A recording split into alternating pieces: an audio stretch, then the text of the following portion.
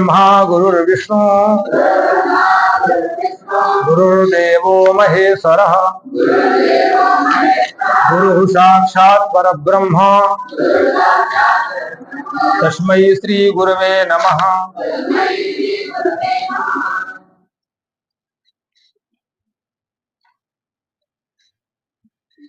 प्रथम दिन की चर्चा में था कि योग हम इसलिए सीख रहे हैं, अधिकांश का मानना था कि योग से हम दुनिया को निरोग कर सकेंगे। क्यों? हम जो योग के हमारे विद्यार्थी आए हैं तो सबका अधिकांश का उत्तर यह था कि योग से हम निरोग कर सकेंगे दुनिया को, इसलिए हम योग सीख रहे हैं। हमने उसमें एक प्रश्न रखा था कि अगर योग से निरोग हो जाते हैं तो स्वामी विवेकानंद जी क्यों रोगी थे और उनके गुरु परमहंस रामकृष्ण जी क्यों रोगी थे? अब इसी पे चल रहा होगा चिंतन। चलिए इसी पर उत्तर देंगे संतोष जन, लेकिन अभी चलने दीजिए। भगवान कृष्ण से कहते हैं कि कार्पण्य दोषोपहत स्वभावा प्रक्षामि त्वाम धर्म सम्मूढ़ चेता ये श्रेयाश्चान्निश्चितम ब्रूहितन में शिष्यस्तेहम साधिमाम त्वम प्रपन्नम। कल यहां तक चर्चा हुई थी ना। संजय ने बात पहुंचा दी धृतराष्ट्र जी तक कि अब युद्ध के मैदान की स्थिति यह है, एवं मुक्तार्षि के सम गुड़ा के सा परम तप नयो सहित गोविंदम उक्त्वा तुष्टिम बभूव।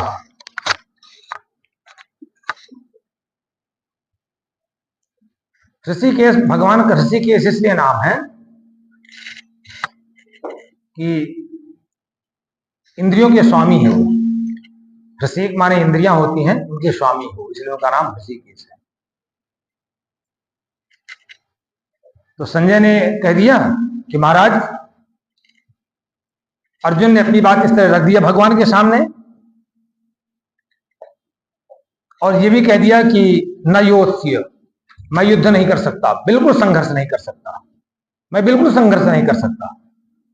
और ऐसा कह के तूष्णीम बभूव, शांत हो गए। अब भगवान की देखिए, भगवान की शैली देखिए, एक मुस्कान से सारी समस्या का समाधान कर देते हैं। एक मुस्कान से भगवान परेशान नहीं हुए। तमुवाच ऋषिकेशा प्रासन्निव भारत सेनयोरुभयोर मध्ये विसीदन्तमिदं वचः। संजय कहते हैं कि धृतराष्ट्र जी के महाराज, लेकिन भगवान तो प्रासन्निव, हंसते हुए मुस्कुराते हुए उन्होंने कहा, क्या कहा? अब यहां से आनंद आएगा आपको। भगवान क्या कहते हैं? असोच्यानन्न सोचस्तुम प्रज्ञावादांश भाषसे गतासूंश्च नानु सोचन्ति पंडिता। भगवान कहते हैं अर्जुन, देखिए यहां से भगवान की डांट है एकदम। भगवान कहते हैं, कह रहे तू जो है जिनके बारे में शोक नहीं करना चाहिए, ऐसे मनुष्यों के बारे में तुम शोक कर रहे हो, जो सारे के सारे आगताई हैं, जो पहले से ही मर चुके हैं, अपने कर्मों के माध्यम से मर चुके हैं, उनके बारे में तुम सोच करते हो। उदय लोग जो है मरे के समान होते हैं। कौल काम बस कृपण विमूढ़ा अति दरिद्र अजसी अति बूढ़ा सदा रोग बस संतत क्रोधी विष्णु विमुख शिव संत विरोधी तनु पोषक निंदक अगखानी और 14 सौ समान ये प्राणी। ये 14 प्राणी जो है वो हमेशा मरे के समान होते हैं। इनके बारे में परेशान नहीं होना चाहिए, वो तो स्वयं मरा हुआ है। एक तो कामनावश, काम के वशीभूत, कौल सा जो तंत्र विद्या में लगा रहता है, कौल कामवश, तंत्र विद्या में जो लगा, बाम मार्ग में लगा रहता है, सनातन से हट करके अत्यंत संकीर्ण विचारधारा वाला, कौल कामवश कृपण विमूढ़ा, अत्यंत विशेष रूप से मूढ़ है, अत्यंत गरीब, अत्यंत दरिद्र, अत्यंत वृद्ध, हमेशा रोगी, शरीर से नहीं मन से रोगी, हमेशा रोगी।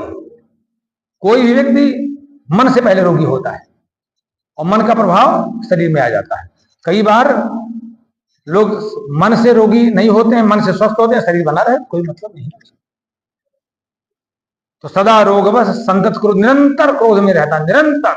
अब देखिए विज्ञान को देखिए आप, सदा रोग संतत क्रोधी, क्यों बताइए? अरे भाई भगवान आगे कहते हैं कि काम एस क्रोध एस रजोगुण समुद्भव। भगवान कह देते हैं कि काम और क्रोध दो का बाप क्या है? रजोगुण। काम और क्रोध का, काम का मतलब क्या है? काम का मतलब है जो हम भौतिक और अपने इंद्रियों के सुख के लिए जो इच्छाएं करते हैं उसका नाम काम। काम का मतलब वो नहीं होता जैसा हम लोग सोचते हैं। जो जब हम अपने भौतिक और सांसारिक सुख के माध्यम से इंद्रियों को संतुष्ट करना चाहते हैं, वो है काम। तो भगवान कहते हैं कि काम और क्रोध ये दोनों की उत्पत्ति रजोगुण से होगी, ठीक है ना?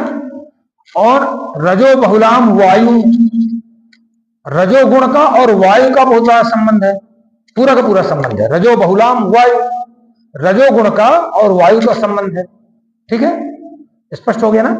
अब रजोगुण का और वायु का संबंध है, तो जैसे ही रजोगुण आपका कुपित होगा वैसे ही वायु कुपित हो जाएगा, वैसे ही। और जैसे ही वायु कुपित होगा तो आपको पूरा मेटाबॉलिज्म खराब कर देगा, गैसेज बनेंगे, cervical spondylitis, lumbar spondylitis, gas, constipation, heart disease, liver disease, thyroid, सब वहीं से शुरू हो जाता है। 80 प्रकार की व्याधियां वायु विकार से होती। अब दो तरह से आप फंसे, वो भी दो तरह से फंसा। एक तो फंसा वो क्रोध में और काम में, वो मानसिक रोग में फंस गया, और दूसरा फंस गया शारीरिक रोग में। फंस गया ना? फंसा ना? अब जैसे जैसे हम वायु, इसीलिए आयुर्वेद में कहा गया है कि ऐसा व्यक्ति 100 साल तक जीवित रहता है। कौन सा? अव्याहत गतिर्यस्तः स्थानस्थौ प्रतिष्ठिता वायु से शोधिकम जीवेत बीत रोगा सतास्तम। ऐसा व्यक्ति 100 साल से अधिक जीवित रहता है और निरोग अवस्था में रहता है। कौन सा? जिसके शरीर में वायु जो है अव्याहत है, बिना रुकावट के चलता रहता है, बिना रुकावट की उसकी गति बनी रहती है, अव्याहत। जिसके शरीर में आपको गठिया भी शुरू हो जाएगा, आपको साइटिका भी शुरू हो जाएगा। अरे भाई एमआरआई कराएंगे, कह देंगे डॉक्टर कहता है नस कंप्रेस्ड हो रही है, नस जो है कंप्रेस्ड हो रही है, आपके उसमें आ गया होगा। तो नस भैया, अब आप उसको बताइए ना कोई कि नस कंप्रेस्ड हो रही है। कंप्रेशन दबाव किसके द्वारा होगा? वायु के द्वारा। हो गया ना? दबाव किसके द्वारा होगा? वायु के द्वारा। वो एमआरआई भी ये नहीं लिख के आपको देगा कि एयर, वो नहीं, वायु की स्थिति यह है, वायु को आप आंखों से नहीं देख सकते हो। अब व्यक्त कर्माचा, अब व्यक्त कर्माचे, वो अव्यक्त है वायु, लेकिन उसके कर्मों के माध्यम से हम उसको जान जाते हैं कि कंप्रेशन। तो हमने साइंस भी पढ़ रखी है, तो पता है कंप्रेशन हुआ, वायु का काम हुआ। और जब कंप्रेस, जैसे मान लीजिए आप थोड़ा सा सोचिए, एक गुब्बारा ले आइए, एक गुब्बारा में ऐसे दबाव बनाइए तो जो फूला हुआ वो ऐसे फैल जाएगा, नहीं फैल जाएगा? दबाव हुआ, कौन क्या कुपित हुआ? वायु। और थोड़ी दबाइए, फटेगा कि नहीं फटेगा? डिस्क फट गई, फटेगा कि नहीं फटेगा? वायु निकल गई कि नहीं निकल गई? उसकी मूल स्वरूप, उसकी मूल स्थिति जो गुब्बारे की खत्म की, गुब्बारे में बचेगा? कोई नहीं कहेगा गुब्बारा आ गई। तो कहां पर अब नुकसान किसने पहुंचाया? वायु से। वायु को हम उस गुब्बारे में सही ढंग से व्यवस्थित नहीं रख पाए, वायु को हम सही ढंग से संतुलित नहीं रख पाए। ठीक, प्राणायाम करेंगे वायु बहुत ठीक रहेगी। तो क्या है? अव्याहत गतिर्यस्य स्थानस्थौ, वायु का स्थान निश्चित है। वायु का जो मूल स्थान है तो क्या है? नाभि से नीचे, जिसको हम पक्वासे कहते हैं, लोअर एब्डोमेन। क्या है? नाभि से नीचे। अगर हम उस अवस्था को स्वस्थ, उस स्थान को स्वस्थ रखें तो वायु हमारा कभी कुपित नहीं होगा, कभी नहीं कुपित होगा। एक वायु कुपित हुआ, वहां पर रहता है अपान वायु। बस एक मूल स्थान में वायु कुपित हुआ, फिर आगे आगे एग्रीवेट होता चला जाएगा, फिर जहां जहां जाएगा वहीं मारेगा, वहीं मारेगा। और मैं और बहुत आपको बहुत और बता दूं, इस बात को और क्लियर कर दूं तो बाल्यावस्था में कफ का प्रकोप होता है, कफ दोष हमेशा बढ़ा मिलेगा। अधिकांश बच्चों को खांसी जुकाम निमोनिया वगैरह होता है कि नहीं होता है? किसी बच्चे को आप, अधिकांश बच्चों, मुझे लगता है 99.9% बच्चों में गठिया नहीं पाएंगे आप, सर्वाइकल स्पॉन्डिलाइटिस नहीं पाएंगे आप। पाएंगे? नहीं पाएंगे ना। माइग्रेन नहीं पाएंगे आप उनमें, पाएंगे, उनमें ब्लड प्रेशर नहीं पाएंगे। अब तो पाने लगेंगे बहुत जल्दी, खान पान आ गया इस तरह का, साइंस भी, रिसर्च भी आ गई है बहुत सारी कि अब बच्चों में बीपी बहुत भयंकर रूप से आने वाला आ ही गया है। 16% बच्चे जो है, जो स्कूली बच्चे, उन्हें ब्लड प्रेशर होने लगा है। फास्ट फूड, देर तक सोना, ये 2 कारण साइंस ने बताए, जो साइंटिस्टों ने 2 कारण बताए। तो बाल्यावस्था में कफ का प्रकोप, मध्यावस्था में, युवावस्था में पित्त का प्रकोप, पित्त की बीमारियां आपको मिलेंगी, हाइपर एसिडिटी वगैरह वगैरह इस तरह मिलेगी युवावस्था में। और बुढ़ापे में आपको जितनी वायु की बीमारियां मिलेंगी। अब आपने अगर वायु को संभाल लिया तो बुढ़ापा आएगा ही नहीं। शरीर तो जीर्ण होगा, शरीर तो भाई एक निश्चित है, उसकी आयु निश्चित है, लेकिन आपको रोग नहीं होंगे, आपको बुढ़ापा नहीं आएगा। और पुराने लोग यही करते थे, यही लोग करते, यही विद्या सीखे हुए थे, ये एक बहुत अच्छी विद्या है। तो बुढ़ापे में वायु का प्रकोप बस। तो अगर वायु जो है हमारा एक तो अव्याहत है, प्रकृतिस्थ है, नॉर्मल है, स्थान में स्थित है, ऐसा व्यक्ति क्या है, एक तो निरोग रहता है, जीवित, माने एक तो 100 साल तक जीवित रहता है। भैया 100 साल तक कड़िल के जीवित रहता, कोई मतलब नहीं, घचिट के 100 साल तक एकदम निरोग अवस्था में जीवित रहता है। अव्याहत गति स्थान स्थो प्रतिष्ठा वायु शासोधिकम जीवेत बीत रोगा समासदम चरक चिकित्सा स्थान, अध्याय 25। ठीक है।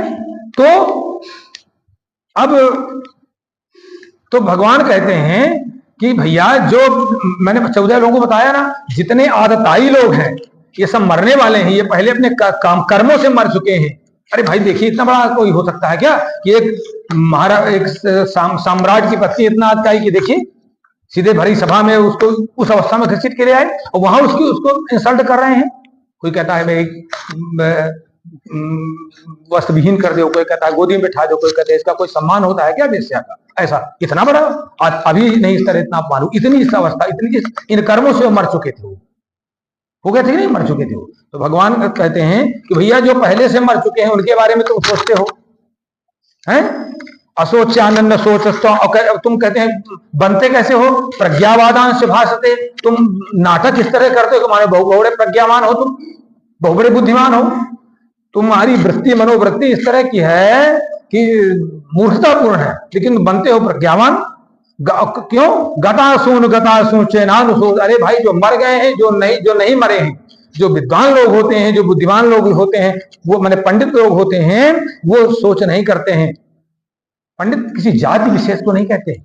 सद विवेकनी बुद्धि यशसा पंडा, और पंडा स्थिरसा पंडिता। जिसकी बुद्धि सही और गलत का निर्णय करना सीख जाती है, भोजन सुबह से जागने से लेकर के सोने तक, और सोने से लेकर के जागने तक, भोजन से लेकर प्रत्येक उसका कर्म विवेकपूर्ण होता है, ये सही ये गलत। और ये इसमें कोई टाइम नहीं देना पड़ता है, अभ्यास की बात होती है।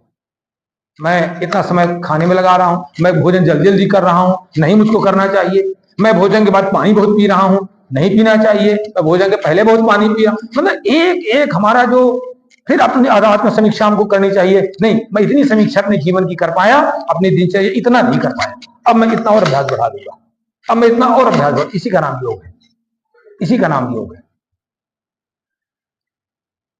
तो कहते हैं कि जो विवेकी लोग होते हैं, जो विद्वान लोग होते हैं, वो इस तरह की सोच नहीं करते हैं, और इसलिए तुम परम मूर्ख हो। ये भगवान डांट रहे हैं उसको। अरे अच्छा बताओ, भगवान कहते हैं न त्वेवाहम जातु नासम न त्वम नेमे जनाधिपा न चैव न भविष्यामः सर्वे वयमतः परम। अच्छा बताओ, ये राजा लोग जो तुमको दिखाई पड़ रहे हैं, किस युग में नहीं रहे होंगे, और रहे हुए पता नहीं क्या रहे हों। आज राजा हैं, हो सकता है उस जमाने में ये पशु पक्षी रहे हों, हो सकता है ये मनुष्य रहे हों। बताओ, अच्छा बताओ, कौन सा ऐसा समय था जब तुम नहीं थे और मैं नहीं था, राजा नहीं थे? तुम्हारा कोई परिचय था इनसे? कोई परिचय नहीं था। तो भगवान कहते हैं कि देहिनोस्मिन् यथा देहे कौमारम यौवनम जरा तथा देहांतरि प्राप्ति धीरस्तत्र न मुह्यति। कहते हैं देखिए, इस शरीर की जो है जो जीवात्मा इस शरीर में रहता है ना, तो इस शरीर की वृद्धावस्था आती है, इस शरीर की बाल्यावस्था आती है, इस शरीर की युवावस्था आती है। उस जीवात्मा को कुछ होता नहीं, उसका तो कुछ होने वाला नहीं। और ये ज्ञान जो समझ लेता है, इसको पुष्ट, देखिए इनमें दो चीजें होती हैं, एक तो ज्ञान और फिर उसको निरंतर पुष्ट करना। आपको ज्ञान तो मिल गया, और ज्ञान ऐसा नहीं कभी करना चाहिए कि हमने सुना जाना, उसका कोई अर्थ नहीं होता है। जो ज्ञान आपको मिले उसको निरंतर पुष्ट करते रहिए, चिंतन के द्वारा, मनन के द्वारा। इसीलिए भगवान आगे कहेंगे कि जो मौन रहने वाला व्यक्ति है, मननशील व्यक्ति है, मौन का मतलब मननशील जो व्यक्ति है, वो कहते हैं मुझको बहुत प्रिय है। श्रीमद् भगवद गीता के बारे में आप सुनेंगे, भगवान कहते हैं कि ऐसा व्यक्ति मुझको बहुत प्रिय, उसमें एक मौन रहने वाला व्यक्ति भी आया है। मौन का मतलब मननशील, चिंतनशील, चिंताशील नहीं, चिंतनशील। तो जो ज्ञान हमको मिला उसको निरंतर पुष्ट करते जाइए, निरंतर पुष्ट करते जाइए, तो वो ज्ञान फिर धीरे धीरे बहुत अच्छा आपका हो जाता है।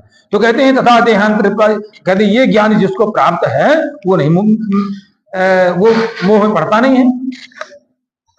आगे अगला जो भगवान का वाक्य है बहुत अच्छा है, देखिए, मात्रा स्पर्शास्तु कौन्तेय, अभ्यास कराते हैं, ये है योग, यहां से योग आपका शुरू हुआ। मात्रा स्पर्शास्तु कौन्तेय शीतोष्ण दुःखदाः आगमा पाइनो नित्यास्तांत दीक्षित्स्व भारत। भगवान कहते हैं, भगवान अर्जुन को भारत क्यों कहते हैं? भा माने प्रकाश की ओर जो चलने वाला है, भा माने प्रकाश, रत माने जो तत्पर है। अरे भैया तुमने कहा है कि ना कि साजिमाम तो प्रपन्नम, मैं आपके शरण में हूँ, शिष्य तो हम, मैं आपका शिष्य हूँ। अब आप मुझसे कह रहे हो ना कि मुझे प्रकाश की ओर ले चलिए, ज्ञान में हटाइए, मैं आपकी शरण में। तो अब यहाँ पर भगवान बार बार उसको भारत कहेंगे, इसलिए कहेंगे तुम उसको बार बार आगाह करेंगे कि तुम भारत हो गए, माने प्रकाश की ओर, प्रतिभा की ओर, सन्मार्ग की ओर अब चलने में तत्पर हो गए। इसलिए भगवान उस संबोधन करेंगे भारत का, यहां पर अर्जुन नहीं कहेंगे। जहां पर पार्थ उनको कहना होगा वहां पर पार्थ कहेंगे कि तुम प्रथा पुत्र हो। मेरे भगवान के एक वाक्य में पूरा विज्ञान घुसा हुआ, और कहेंगे पार्थ तुम प्रथा पुत्र हो। प्रथा माने कुंती, तुम्हारी माँ इतनी संघर्ष, इतनी तपस्विनी थी कि भगवान सूर्य को भी बुला लिया था, ऋषियों को प्रसन्न कर लिया था, तो इसलिए पार्थ कहेंगे तुम्हें भी युग्न होना चाहिए। सब कुछ माने आप जाएंगे अंदर तक, गीता के शास्त्रों पर तो पानी जाता है। तो भगवान कहते हैं इस वाक्य में, मात्रा स्पर्शास्तु कौन्तेय शीतोष सुख दुःखदाः आगमा पाइनो नित्यास्तांत दीक्षित्स्व भारत। भारत, अर्जुन सुनो, सुख और दुख की प्राप्ति कैसे होती है, कैसे समझाते हैं? जो कहते हैं सुख और दुख का मतलब कुछ होते नहीं, कहते हैं सुख और दुख का कोई मतलब नहीं होता है। कहते हैं सर्दी शीतोष सुख दुखदा, कहते हैं गर्मी हो या सर्दी हो। अच्छा, वो गर्मी कब कैसे महसूस होती है बताइए, बताइए आपको गर्मी का आभास कैसे होता है? कैसे? इस त्वचा के द्वारा ना, त्वचा के द्वारा ना, त्वचा एक इंद्रिय है ना कि नहीं है? तो त्वचा के द्वारा गर्मी महसूस होती है ना। सर्दी कैसे महसूस होती है, ठंडी कैसे महसूस होती है? त्वचा के द्वारा। एक इंद्रिय का उदाहरण आप ले लीजिए, आगे आप दिमाग लगा लीजिए। अच्छा, हमने कोई चीज सुनी, हम दुखी हो गए, कहां से पता चला आपको? आपने नहीं सुनी होती तो। हमने कोई चीज देखी, किसी को मरते हुए देखा, हमको दुख हो गया। हमने कोई अपने अनुकूल देखा, हमको सुख हो गया। तो जिन परिस्थितियों को हम अपने अनुकूल मान लेते हैं, होती नहीं है वो, हर व्यक्ति की परिस्थितियां अलग अलग होती है। इनको वही परिस्थिति अनुकूल लग रही है, वो इनको वही परिस्थिति प्रतिकूल लग रही है। एक व्यक्ति का उत्थान हो रहा है, उसको उत्थान देख करके एक व्यक्ति को सुख महसूस हो रहा है, देख करके तो सुन करके। कान और आंख का संबंध है, बहुत मैं आपको गहराई में ले चलूंगा। एक व्यक्ति को, एक व्यक्ति का उत्थान देख करके, कान और आंख से सुन करके, और उसको सुख महसूस हो रहा है, उसको अनुकूल लग रहा है। और एक व्यक्ति को उसी का उत्थान देख करके और सुन करके बहुत कष्ट हो रहा है, दुख हो रहा है। परिस्थिति वही हो, वही रहा है। तो बताइए सुख दुख हुआ कि नहीं हुआ? नहीं हुआ ना। हमने जैसा सोचा, जिन परिस्थितियों को हमने अपने अनुकूल माना, वही सुख हो गया, और जिन परिस्थितियों को हमने अपने प्रतिकूल मान लिया, वही दुख हो गया। कुछ ही नहीं। इतना गंभीर ज्ञान है, इतना गहन शास्त्र कहता है। तो भगवान कहते हैं मात्रा स्पर्शास्तु कौन्तेय शीतोष्ण सुख दुखदा। अरे भैया अर्जुन, सर्दी गर्मी दुख सुख ये ऐसी चीजें हैं जो केवल मात्रा स्पर्शा अभिमीयन्ते शब्दादया इति मात्रा, जिनके द्वारा हम मापन करते हैं उनको कहते हैं मात्रा। जैसे रक्ति एमजी मात्रा हो गई ना, तो भगवान कहते हैं मात्रा स्पर्शास्तु कौन्तेय शीतोष्ण सुख दुखदा। अरे भैया देखो, जो सुख दुख है ना, तो इंद्रियां और इंद्रियों के विषय, जब इंद्रियों का संबंध अपने विषयों से हो जाता है, कान का संबंध देखने से, वो सुनने से, आंख का संबंध रूप से यानी देखने से। अब आंख देखबे नहीं करेगी, आंख देखबे नहीं करेगी, सुख तो आंख मूंद लीजिए, जो परिस्थिति है उसमें आंख मूंद लीजिए, आपको दुख सुख महसूस होगा। कितना अच्छा साइंस है, वहां तक पहुंच पाना बहुत मुश्किल है। भगवान मैंने भारतीय साइंस मैंने इसके बाद भी तो की निवृत्ति न हो तो इससे पागल है। भगवान कहते हैं भैया सुख दुख गर्मी सर्दी की स्थिति आती है मात्रा स्पर्श से, माने इंद्रियां और उनके विषयों के संसर्ग से। चलो इंद्रियां तो हैं, उनका विषयों का संसर्ग मत कराइए, आपने कराया ना, कोई दूसरा थोड़ी करा रहा है। आपने आंख खोली ना, किसी दूसरे ने खोली क्या? आपने खोली, आपने बंद किया, आपने सामर्थ्य बंद करने की, आपने खोलने का सामर्थ्य, आप ही खोलेंगे। आपके बिना इच्छा के नहीं आप देख सकते हैं, आपकी इच्छा नहीं होगी नहीं देखेंगे, देख पाएंगे अगर जीवित तो कोई। क्यों योगी हो बताओ, समझ आ रहा है? समझ आ रहा है? तो कहते हैं भगवान मात्रा स्पर्शास्तु कौन्तेय शीतोष्ण सुख दुखदा। भगवान कहते हैं गर्मी सर्दी सुख दुख की जो अनुभूति होती है वो केवल इंद्रियों और इंद्रियों के विषयों के स्पर्श से। त्वचा है, त्वचा है और त्वचा का विषय जो है स्पर्श है, और वो स्पर्श तन्मात्रा वायु की है। वो स्पर्श जो तन्मात्रा है वो वायु की है, तत्व स्पर्शवान वायु, ठीक। और त्वचा ही एक ऐसी इंद्रिय है जो सर्वांग व्यापी है। मुझे आप बताइए खड़े होके कि त्वचा कहां पर व्याप्त नहीं है, बताइए। हाँ बताओ कहां पर व्याप्त नहीं है? ये देखो ऊपर से देखो, नीचे देखो, मुझे बताइए ना, अंदर से लेके पूरे सर्वांग शरीर बताइए। नाक व्याप्त त्वचा की नहीं व्याप्त है? नाक में है त्वचा की नहीं? बताइए कौन सा ऐसा अंग है जहां पर त्वचा व्याप्त नहीं? शरीर के व्याप्त है। इसीलिए त्वचा, अब आप गर्मी लग रही है, ओढ़ लीजिए, आप स्पर्श मत होने दीजिए। आप उसमें स्पर्श जो उसकी त्वचा का जो विषय स्पर्श है वो स्पर्श न होने दीजिए, आपको गर्मी का पता नहीं चलेगा। आप आंख से देखने वाला मत देखिए, नहीं होगा। अब इंद्रियों का संबंध विषयों से, फिर इंद्रियों का संबंध मन से, मन का संबंध आत्मा से, आपको पता चल गया।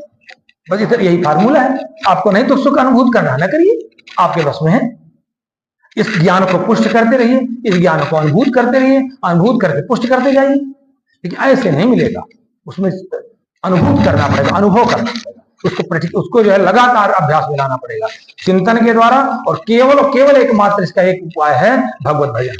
भगवान के भजन से निश्चित रूप से इस अवस्था से स्थिति बनती आती है, निरंतर आपका आत्मवशी होते जाता है, धीरे धीरे इंद्रियों पर काबू होने लगता है। तो भगवान कहते हैं कि मात्रा स्पर्शास्तु कौन्तेय शीतोष्ण सुख दुखदा। गर्मी सर्दी सुख दुख जो है ये मात्रा स्पर्श है, इंद्रियों और इंद्रियों के विषयों से संबंध रखता है। और ये भी कहते हैं, ये भी समझिए, भगवान कहते हैं आगमा पाइना, ये स्थायी नहीं रहता। अगर आपको गर्मी महसूस हो रही है तो क्या स्थायी है क्या वो? मैं यही इसलिए कई बार कहा करता हूं ना, गर्मी हो रही होने दीजिए। अरे वो थोड़ी देर में 1 दिन में 2 दिन में ठंडी आने वाली है। कोई भी दुख निरंतर, जिसको हम दुख कहते हैं, कोई निरंतर बहुत दिन तक नहीं रह सकता, स्थायी नहीं रहता। न वो सही है और न वो सही है। जो आपको सुख मिला ना वो सही है, और जो आपको दुख मिल रहा है वो भी सही है। सही है वो नहीं सही। जो आपको दुख मिला वो भी सही नहीं है, उसका भी समापन होने वाला है। हो चाहे जब, और जो आपको सुख मिल रहा है उसका भी समापन होने वाला है। तो भगवान कहते हैं कि आगमा पाइना, ये तो कहते हैं ये विनाशशील है और अनित्या,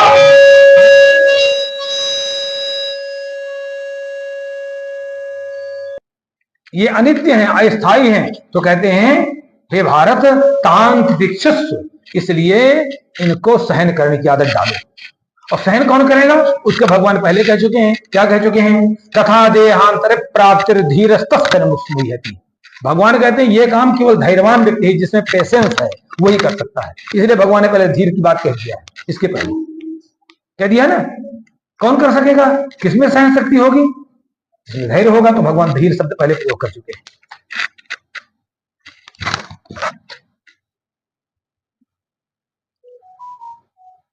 अब भगवान कहते हैं कि अमर कौन होता है व्यक्ति? वही व्यक्ति अमर हो सकता है। कौन?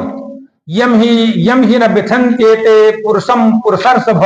देखिए यहां पर भगवान अर्जुन को संबोधित करते हैं पुरुषर्षभ से, पुरुषर्षभ से संबोधन करते हैं, माने पुरुषों में सबसे श्रेष्ठ। यम, और पुरुष किसे कहते हैं? पुरुषेते सपुरुषा। पुरुष किसे कहते हैं? जिसमें ये आत्मा शयन करती है, निवास करती है, जिसे मन निवास करता है, शयन करता है, उसको कहते हैं पुरुष। किसको कहते हैं? पूरी, माने इस शरीर में पूरी सेते, जो शयन करता है, जिसमें ये शयन करता है आत्मा, मन, जो भी परमात्मा, उसको शरीर पुरुष कहते हैं। यहां पर भगवान कहते हैं तुम परम साधक, तुम इसके पहले साधना कर चुके हो, तुमने भगवान शंकर की साधना किया, तुमने इंद्रलोक तक जाकर के पुरुषार्थ किया, इससे बड़ा पुरुष को पुरुषार्थी कौन हो सकता है? इसलिए यहां पर भगवान बाद उसको पुरुषार्थ संबोधित करते हैं। कहते हैं अर्जुन यम ही न बिथन्ते ते पुरुषम पुरुषार्थ हो। जो व्यक्ति इन सब चीजों से, सुख दुख से, गर्मी सर्दी से व्यथित नहीं होता है, पीड़ित नहीं होता है, शांत बना रहता है, धैर्य बना रहता है, ये सोच करके फार्मूला भी दे दिया, धैर्य कैसे रखेंगे? तो मर जाएंगे। ये कोई तरीका हुआ? हम धैर्य कैसे रखेंगे? भगवान कह दिया आगमा पायना नित्या, ये विनाशमान है और स्थायी नहीं है, ये विनाशशील है और स्थायी नहीं है। इसलिए आप धैर्य रखिए, पेशेंस रखिए, उसी के द्वारा कोई नहीं आपको ठीक कर सकता है। आपका पुरुषार्थ आपको ठीक कर सकता है। गांव के लोग कह देते थे हमारे यहाँ कि अपने मरे बिना स्वर्ग नहीं मिलता है।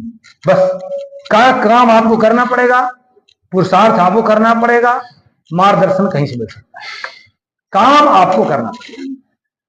ये नहीं, भगवान कृष्ण जो है वहीं से छू मंत्र मार देते, सारे पांडव मर जाते, सारे युद्ध पुनर्स्माप्त। भगवान ने शिक्षा दी कि नहीं, पुरुषार्थ करना पड़ेगा, कर्मयोग करना पड़ेगा। भगवान आगे कहें कि इसलिए मैं कर्म कर रहा था रहा हूं। देखो ये भगवान कहते हैं मुझे क्या जरूरत थी थाकने की, क्योंकि मैं इसलिए कर्म कर रहा हूं, देखो मैं कर्म कर रहा हूं।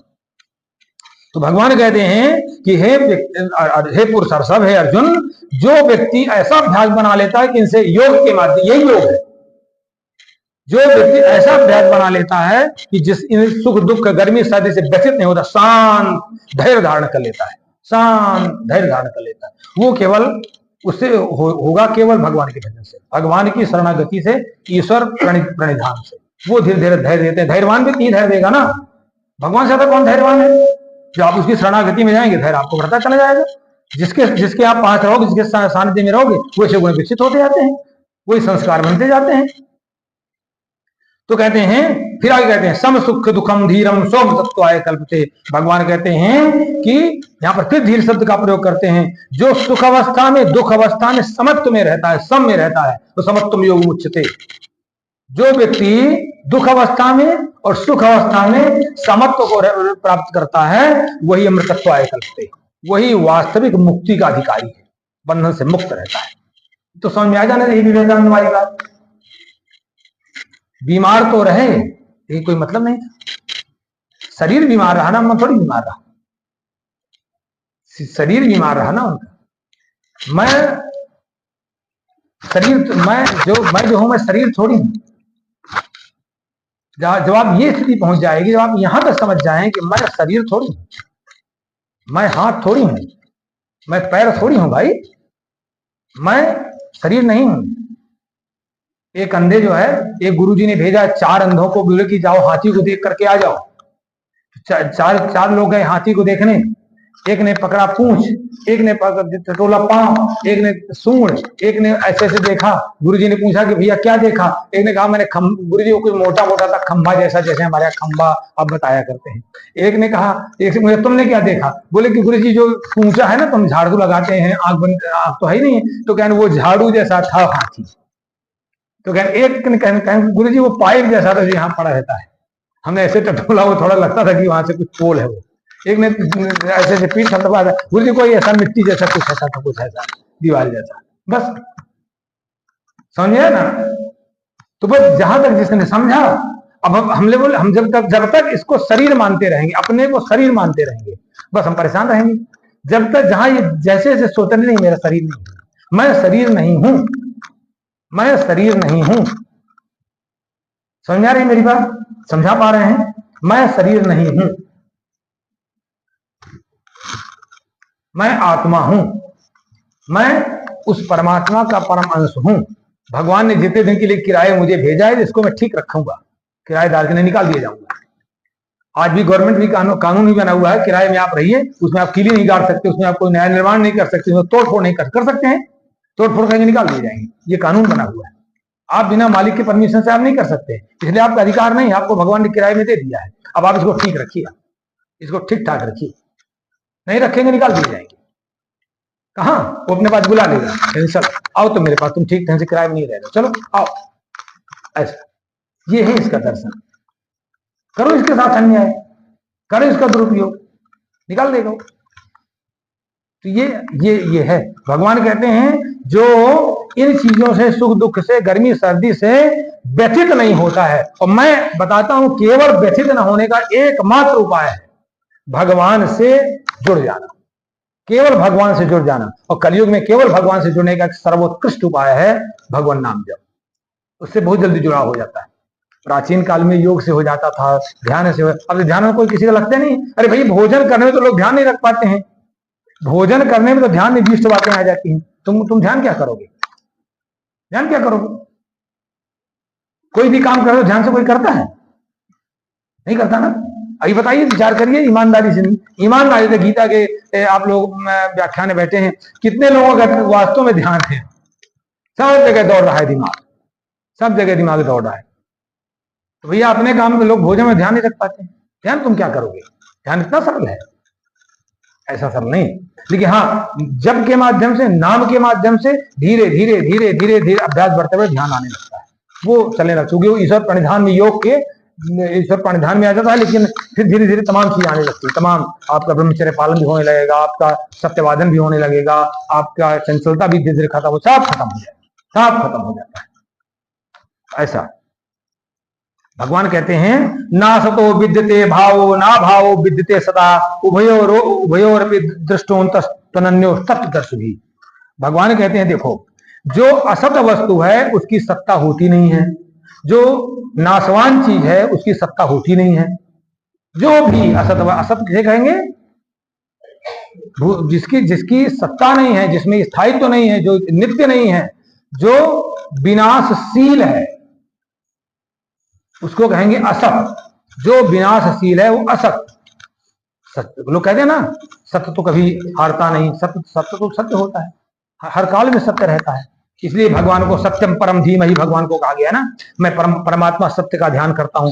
वो परमात्मा सत्य है, एकमात्र सत्यम परम धीमहि, हम उस परमात्मा का ध्यान करते हैं, वो केवल सत्य है। भाई कोई चीज तो सत्य है नहीं। तो भगवान कहते हैं भैया अर्जुन कि असता भावो न विद्यते, जो असत चीजें हैं, जो विनाश हैं, उनका भाव होता ही नहीं है, उनकी सत्ता होती ही नहीं है। तो तुम देख रहे हो ना, ये सब इतने सारा युद्ध में देख रहे हो ना सारी चीजें, इनको ये नित्य मानो, इनकी सत्ता पहले थे कभी और आगे रहेंगे। कहते हैं यही चीज जो तत्वज्ञानी लोग हैं, यही सब चीजें देखते रहते हैं। अविनाशी तद विद्धि येन स्थान, देखिए भगवान क्या कहते हैं, अविनाशी तु तद विद्धि येन सर्वमिदं ततम विनाशम अभ्यस्यास्य न कश्चित् कर्तुमर्हति। भगवान कहते हैं जो नाश रहित है केवल उसी को जानो, जो एक परमात्मा है। नाश रहित, जो कहते हैं दृश्य, संपूर्ण दृश्य वर्ग में संपूर्ण व्याप्त है, संपूर्ण सबको व्याप्त किए हुई है।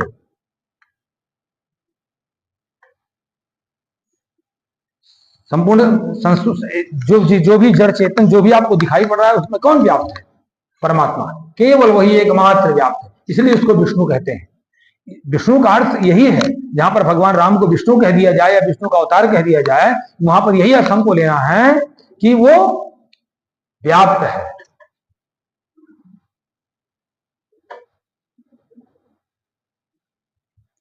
विवृष्टि व्यापनोति चराचरात्मकम प्रपंचम इति सविष्णु, जो इस संपूर्ण चराचर जगत को व्याप्त किए हैं, जो नाशवान, उसको है विष्णु कहते हैं। ठीक है, मैं समझा पा रहा हूं? तो अर्जुन से भगवान कहते हैं कि जो अविनाशी तत्विद्धि, अविनाशी उसी को जानो, एन सर्वविदम ततम, जिसके द्वारा पूरा संसार व्याप्त है, जिसके द्वारा संपूर्ण की सत्ता है। एक क्षण में चाहेगा तो सब पलटवार हो जाएगा, एक क्षण में बिल्डिंग दिखाई पड़े, एक पलक झपटे सब खत्म। अभी हम माने बैठे हैं ये है, पता नहीं किस दिन क्या हो जाए। कहते जिसके द्वारा संपूर्ण जगत व्याप्त है, कवर्ड है, उसने अपना कवर उठाया खाली। अविनाशम अव्यास्य कथित कर तुम रहती, कहते हैं जो अव्यय विनाशी है ना, कहते हैं जो अव्यय है और अविनाशी है ना, उसका विनाश करने में कोई समर्थ नहीं है। उसको तो मार नहीं सकते हो, केवल उसी को नष्ट कर सकते हो जो विनाशी है। आगे कहते हैं अंतवंत इमे देहा नित्यस्योक्ता शरीरिणा अनाशिनो अप्रमेय से तस्मात् युद्धस्य भारत। भगवान कहते हैं अर्जुन इसलिए तुम युद्ध करो, इसलिए युद्ध करो कि अंतवंत इमे देहा, ये जितने भी शरीर हैं ये अंतवंत हैं, सब इनका विनाश होने वाला है। इसलिए इन शरीरों को मारना बहुत जरूरी है। इन्होंने सारा अपराध इस शरीर से अभी अत्याचार कर रहे हैं, अभी भी कर रहे हैं, आगे भी करेंगे। अभी भी कर रहे हैं, अब तुम अत्याचारियों को छोड़ दो तो बात अलग है, तो तुम्हारा धर्म नहीं है, तुम इसी के लिए अभी तक तैयारी कर रहे थे, तो फिर संसार तुम्हें निंदा करेगा, क्योंकि तुम ये अत्याचारी पूरे संसार को तबाह किए हुए हैं। तो भगवान कहते हैं अंतवंत इमे देहा नित्यस्योक्ता शरीरिणा अनाशिनो अप्रमेय से तस्मात् युद्धस्य भारत। भगवान कहते हैं ये सारे के सारे जितने शरीर है ना, ये सारे के सारे नाशवान कहे गए हैं, इसलिए तुम युद्ध करो। यैनम वेत्ति हंतारम यश्चैनम मन्नते हतम उभौ तो न विजानीतो नायम हन्ति न हन्यते। भगवान कहते हैं इस आत्मा को मारने वाला तुम समझते हो, तुम इस बात को समझते हो, या जो कोई इस तरह बात को समझता है कि मैं आत्मा को समाप्त कर दूंगा, आत्मा को मार डालूंगा, वो बिल्कुल बेकार का व्यक्ति है। जो इस आत्मा को मरा हुआ मानता है, जो इसको मारने में समर्थ जानता है, कहते हैं बिल्कुल गलत व्यक्ति है। ना तो ये किसी के द्वारा आत्मा मारी जाती है और न ये वास्तव में मरती है। ये संतोष का विषय है। न जायते मृते वा कदाचित, और व्याख्या कर देते हैं भगवान, न जायते मृते वा कदाचित नायम भूत्वा भविता वा न भूयः अजो नित्यः शाश्वतोऽयं पुराणो न हन्यते हन्यमाने शरीरे। वाह, भगवान कहते हैं ये आत्मा जो है किसी काल में न तो जन्म लेता है, ये ना किसी काल में जन्म लेता है, ना ये मरता है, ना ये उत्पन्न होता है, ना ये फिर जो है होने वाला है, न ये जो है परम सनातन है, ये पुराण है, ये पुरुषोत्तम है, ये कोई मारा ही नहीं जाता है, ये मारा ही नहीं जा रहा। तुम बिल्कुल बेकार में समझते हो, बस केवल इतना ही होता है कि वह सांस जीर्णानि यथा विहाय नवानि गृह्णाति नरो पराणि तथा शरीराणि विहाय जीर्णान निन्यानि संयाति नवानि देहि। भगवान कहते हैं कि देखो जिस तरह से हम लोग जो है, कोई भी व्यक्ति पुराने कपड़े का परित्याग करके नया कपड़ा धारण कर लेता है, बस इतना ही होता है। वासांसी जीर्णानि जीर्णानि वासांसी यथा विहाय, जिस तरह से कोई व्यक्ति पुराने वासांसी वाले कपड़े को जीर्णानि वासांसी वाले फटे पुराना कपड़ा पहनता है, अब कोई जब उसको नहीं पहनता है, अब तो पैसा दे खरीदता है। देखा, अब तो गीता का वाक्य बड़ा गड़बड़ हो जाएगा लगता है। अब तो जीर्णानि वासांसी कोई विहाय करते नहीं है, अब तो फटे पुराने ही वस्त्र खरीदे जाते हैं और पहने जाते हैं। हाँ, उनको बहुत अच्छा माना जाता है। भगवान भी सोच रहे होंगे मैं अच्छा ये द्वापर में कह के चला गया, लगता है भगवान अब होंगे तो फिर संशोधन है भगवान करेंगे इसमें। हाँ, इसी में हमारे कल यादव जी परेशान थे, तो बच्चियां बैठी थी हमारे तो केवल यही बात है कि वासांसी जीर्णानि यथा विहाय नवानि गृह्णाति नरो प्राणि। जैसे व्यक्ति जो है, कोई भी व्यक्ति वो पुराने फटे पुराने वस्त्रों को परित्याग करके नया वस्त्र धारण कर लेता है, उसी तरह से तथा शरीरानि विहाय जीर्णानि, ऐसे जो जब शरीर जर्जर हो जाता है, जीर्ण हो जाता है, जर्जर हो जाता है, पच जाता है, तो बस यथा ये आत्मा जो उसको छोड़ देती है। देही जो है, देह और देही, देही कहते हैं आत्मा को, देही कहते हैं ये आत्मा जो है बस उसको छोड़ देती है, नया शरीर धारण कर लेगी। चाहे वो प्रेतात्मा प्रेत शरीर धारण कर ले, चाहे वो धारण कर ले। देखिए यहाँ पर संदेह करने की बात नहीं, भगवान का बात कभी संदेह मुक्त होता है बोला, संदेह रहित तो होता है बोला। तो जो फटे पुराने भी पहनते हैं कपड़े, वो भी नया मान करके ही पहनते हैं। मानते कि नहीं नया मानते हैं? उसको फटा मान ले तो पहनबा ना करे। अगर सुमर वो जान ले कि यहां मुझको गंदगी है, जहां पर वो लौटता है, वो लौटेगा एक दिन। उसको अज्ञान है, उसको ज्ञान ही नहीं है। वो उन अज्ञानियों को पता नहीं हम फटे फटे पहन रहे हैं, यहां से कटा है। उसको नया बहुत अच्छा मानता है, वो मानता है इसलिए पहने हुए, वो नया ही है उसका, उसके लिए वो नया है, और ज्ञानी व्यक्ति के लिए पुराना है। मैंने कहा नहीं ना कि दुख सुख की परिस्थितियां अपने अनुसार होती हैं, समझ के अनुसार। दुख सुख की परिस्थितियां अपने समझ के अनुसार होती हैं, ठीक।